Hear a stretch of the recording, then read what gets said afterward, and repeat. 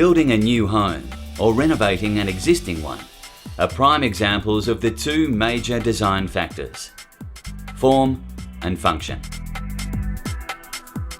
Form relates to the look or aesthetics of a building, while function relates to the way it works. A perfect mix of form and function, together with the creative vision of architects and designers, town planners and builders, will help to create a living environment that is truly sustainable.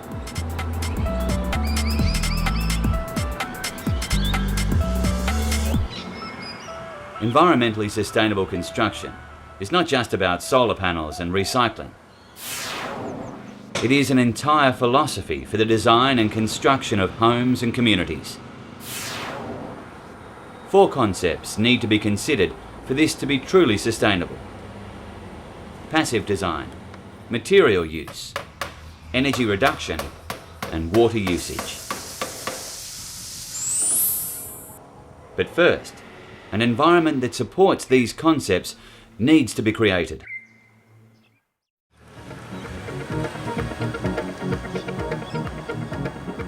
There are three key issues: streetscapes, sustainable landscapes, and sustainable transport. Attractive and functional streetscapes enhance the quality of life. An effective streetscape should convey a sense of openness while offering a degree of privacy. Elements like trees and footpaths encourage pedestrian activity, reinforcing social interaction and a sense of community. Creating sympathetic building designs necessitates being conscious of the area's natural environment, heritage significance, density and style. A good house design should allow for individuality without detracting from the character of the street or the amenity of the neighbours. Sustainable landscapes are concerned with the planning and design of outdoor space. It's important to consider the landscape as integral to the home's design. Sustainable landscapes address water and air quality, aesthetics and amenity, passive design, climate, biodiversity, and local food production.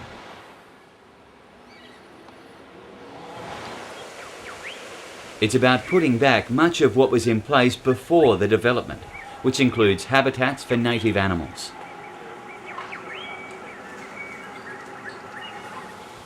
Additionally, it can include food-producing or permaculture gardens and planting deciduous shade trees. Vegetation can be used for screening and as a windbreak. To further enhance quality of life, the creation of green space is important to all communities, whether it's in an area of high-rise units or a housing development in a suburban sprawl.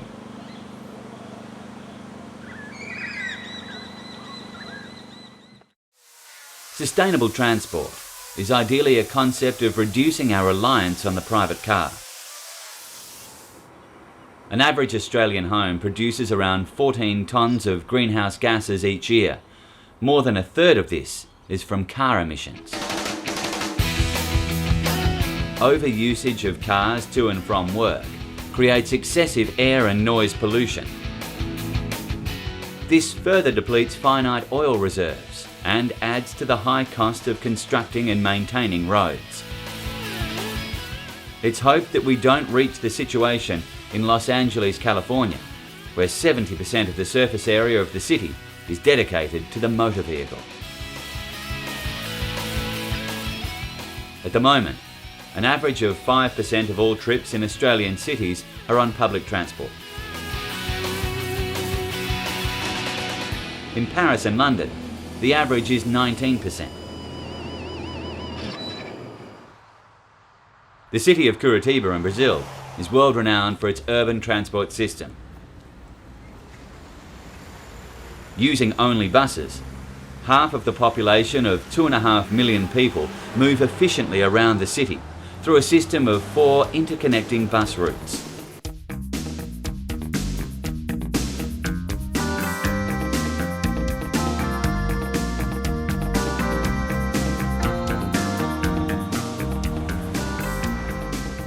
Purpose-built bus stations facilitate efficient passenger transfer, and a single fare allows travel anywhere within the city.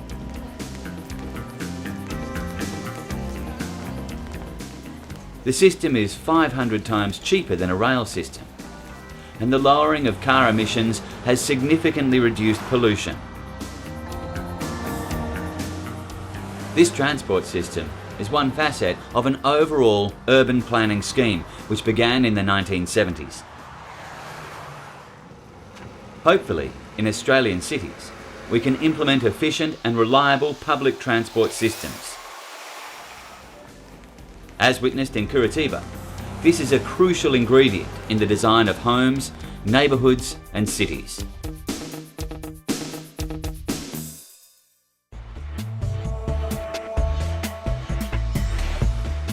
Passive design takes advantage of the climate to maintain thermal comfort, lowering energy costs and reducing greenhouse emissions.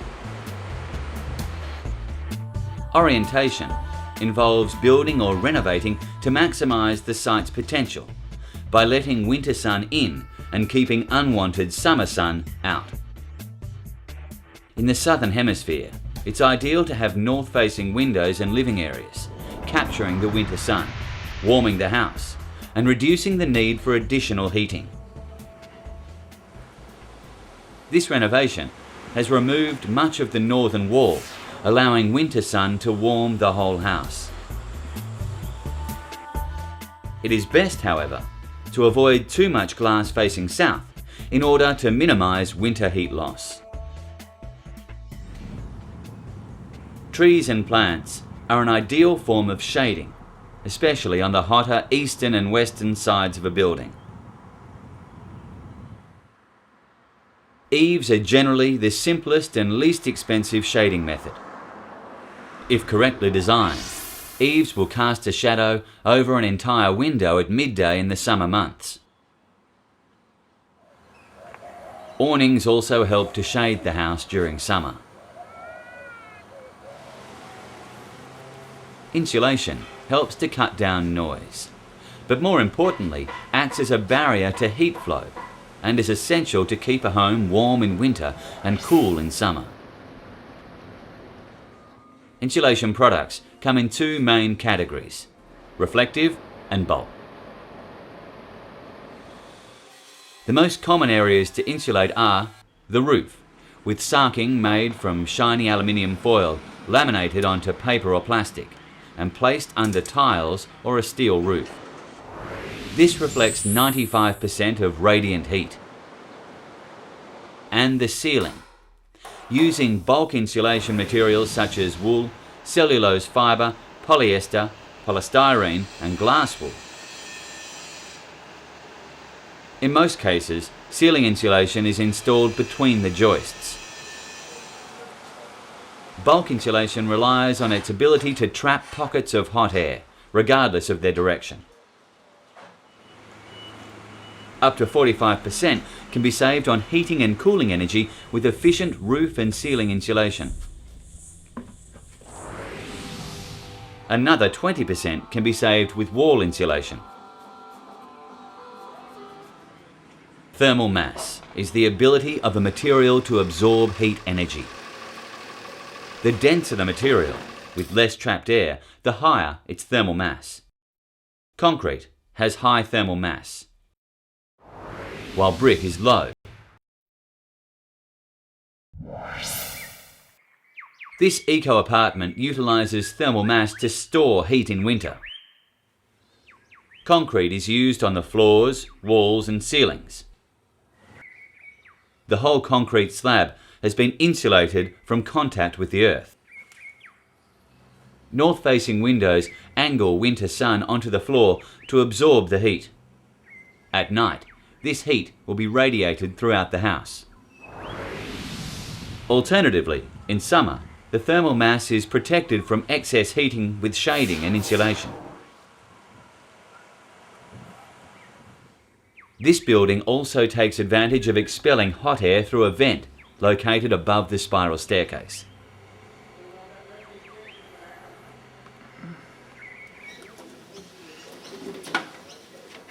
Glazing is a key element in a home, providing light, ventilation, noise control and security.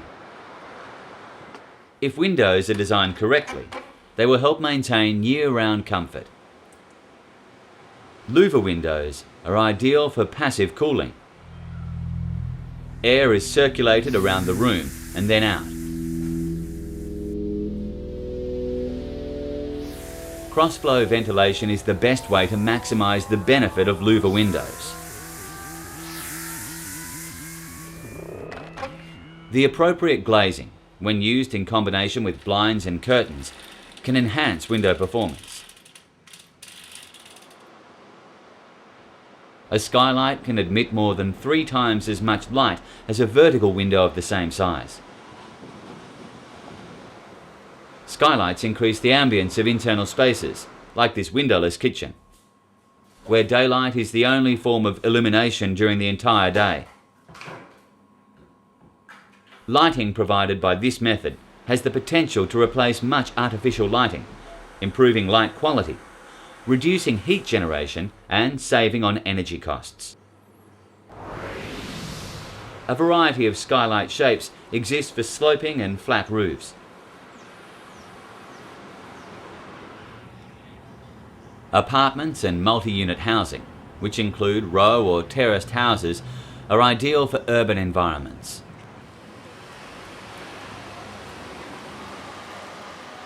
They should be located within walking distance of shops, playgrounds, parks and public transport, creating a sustainable community.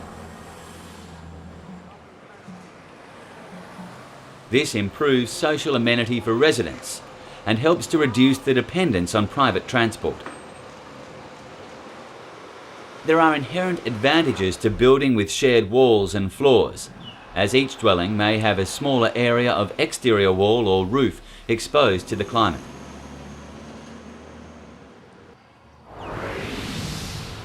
Passive design principles also apply to multi-unit housing.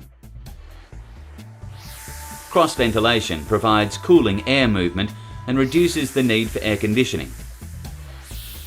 The use of insulation in ceilings and walls.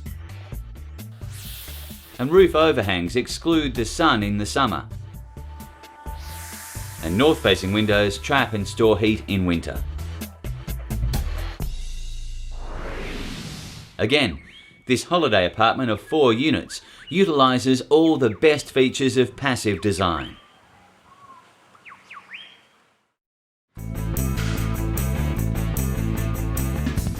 Careful analysis of the materials used in construction can reduce their environmental impact without increasing costs. The materials selected should have a lifespan equivalent to that of the building. It's also important to minimise the energy used for heating and cooling by choosing materials that effectively modify climatic extremes. Another important factor to consider is biodiversity off-site. If products used were the result of the destruction of natural ecosystems, using biodiversity-friendly products would be a better alternative. There are 2 types of construction systems, heavy and lightweight. The difference between the two is their relative mass content. Heavyweight systems are usually masonry and include brick, concrete blocks and tiles. Lightweight systems use timber or light gauge steel framing for structural support of cladding and linings such as fibre cement, plywood and Colorbond steel. Embodied energy is important in understanding sustainability. It is defined as the total energy used to create a product. It includes harvesting, production, transportation and construction. Terracotta tiles used for roofing in the heavyweight system have medium to high embodied energy. They require more structural support than can be provided in a lightweight system, and their thermal mass can contribute to increased heat. In the lightweight system, sheet metal roofing has high embodied energy, but is very durable and lower in cost. Metal sheeting is also available in light colours to reduce heat gain in summer. Exterior walls may be double brick. This has the highest embodied energy, is a good source of thermal mass, but may require insulation. Exterior walls can be fibre cement sheets, plywood and sheet cladding systems. These all have low embodied energy, generally low environmental impact and high durability. Maintenance is required for any painted surface. Adjoining exterior and internal walls require insulation. Concrete slab floors have high embodied energy. Thermal mass can be very effective when used correctly in combination with insulation and good passive design. Timber floors have low embodied energy. Their low thermal mass requires additional insulation in most climates. If not well sealed, they can be a source of air infiltration. Heavy and lightweight systems have their advantages and disadvantages. However, the best aspects of both can be effectively amalgamated.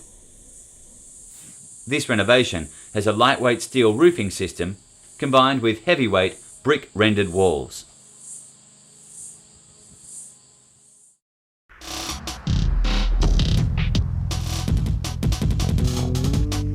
How energy is consumed within a household is a major factor to consider. Use less energy and less greenhouse gases are created. And households within Australia account for 17% of all greenhouse emissions.